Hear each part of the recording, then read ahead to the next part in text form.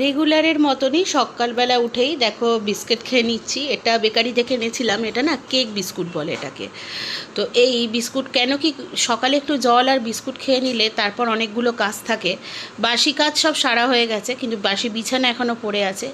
তো দেখো পায়ের এরকম অবস্থা, এই অবস্থা নিয়েই এটা কেক বিস্কুট, খুব সুন্দর খেতে। এটা একটু খেয়ে নিলে কি আর পেটে দল থাকে, আর মানে পরের কাজগুলো সব করতে পারি।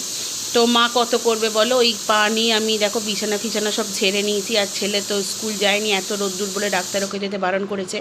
আর এদিকে পিসিও এসে গেছে বাসন মাজতে, তো অনেক বাসনই পড়েছিল, বক বক করতে করতেই করছে। যাই হোক, তো আমার সব বাসি বিছানা টিছানা ছেড়ে স্নান সেরে পুজো হয়ে গেছে, আর আমি সোজা চলে এসেছি দেখো এখানে ব্রেকফাস্ট বানাতে। এটা নতুন স্যান্ডউইচ মেকার কিনেছি। পাউরুটিগুলোতে প্রথমে পুরো আগে বাটার দিয়ে দিয়েছি দু সাইডটাতেই, দিয়ে তোমার ওই প্রিহিট করা এই টোস্টারে একটুখানি দিয়ে, মানে এটা স্যান্ডউইচ মেকার, 5-10 মিনিটের মধ্যে এরকম ক্রাঞ্চি একটা, মানে দেখো খুবই ক্রাঞ্চি, কিন্তু বুঝতেই পারছো আশা করি, একটা ক্রাঞ্চি ব্রেড তোমার সামনে চলে আসবে, যেটা খেতে অপূর্ব লাগবে। আর আমি বসে পড়েছি জলখাবার নিয়ে, দুটো টোস্ট, নিমকি আর চা। সত্যি কথা বলতে কি, পাউরুটির এই টোস্টটা এত সুন্দর হয়েছিল, তোমাদেরকে যদি আমি বাইটের আওয়াজটা শোনাতে পারতাম তোমরা বুঝতে পারতে কতটা ক্রাঞ্চি। এটা আমার অনেক দিনেরই ইচ্ছা ছিল কেনার, সব কিছুই বাড়িতে আছে, এই সামান্য জিনিসটাই কেনা হয়নি। তো যাই হোক, আমি নিজের অর্থ উপার্জন করি এটা কিনেছি। আর এখানে দেখো খাওয়া দাওয়ার পর এখানে সব আনাজ কুটে নিয়েছি। এখানে আছে কুমড়ো শাক, লাউ পাতা, আলু, আলু ভাজার আলু, সজনা ডাঁটা। আর এখানে কুমড়ো শাক বাটা করব বলে দেখো ঠান্ডা করতে দিয়েছি ভেজে নিয়ে। আর এখানে সজনে ডাঁটাটাকে ভেজে নিচ্ছি জিরে তেজপাতা ফোড়ন দিয়ে। আর এখানে বসিয়ে দিয়েছি পোস্ত, কারণ সজনে ডাঁটাটা শুকিয়ে যাচ্ছিলো, একটাই ছিল, আমি কী করবো, তো কাঁচা মুগের ডাল এমনিই করতাম, তো ওই জন্য ডালে দিয়ে দেবো সজনে ডাঁটাটার। ওদিকে উচ্ছে আলু কোটাই আছে, ওটা ঝোল করব, বাবা ওই ঝোলটা খেতে না খুব ভালো লাগে। আর ওই প্রেশারে আছে মুগের ডাল সিদ্ধ। আর কুমড়ো পাতা বাটাটা করবো বলে কালো জিরে দিয়ে আগে ভেজে নিয়ে ওই ঠান্ডা করতে দিয়েছি, তারপর মিক্সিতে বেটে নেবো। শিলে বাটার ইচ্ছে ছিল, মাছ এমন জোর চেঁচালো, বললো যে অত শিলফিলে অত করতে হবে না, এই ভাঙা পা নিয়ে তুই মিক্সিতেই বাট।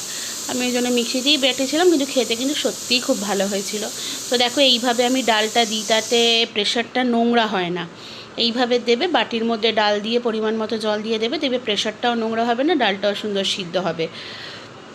তো এদিকে ডালটা, সজনে ডাঁটাটা ভেজে নিয়ে এই কাঁচা মুগের ডালটা দিয়ে দিয়েছি, আর দিয়ে দেবো দুটো চেরা কাঁচা লঙ্কা, নুন মিষ্টি আর জল দিয়ে ফুটতে দেবো। এই ডালটার সাথে করেছিলাম হচ্ছে পোস্ত দিয়ে আলু ভাজা। বিশ্বাস করো এত সুন্দর এই গরমে এই ডালটা খেতে লাগে না। আমার বর খেতে এই ডালটা খুব ভালোবাসে, কিন্তু ওর জন্য আর রাখা হয়নি। তো যাই হোক, রান্নাবান্না সব কমপ্লিট। দেখো এখানে সজনে ডাঁটা দিয়ে করেছি কাঁচা মুগের ডাল, সেটা তো তোমরা দেখলেই, খেতে কিন্তু হেভি হয়েছিল।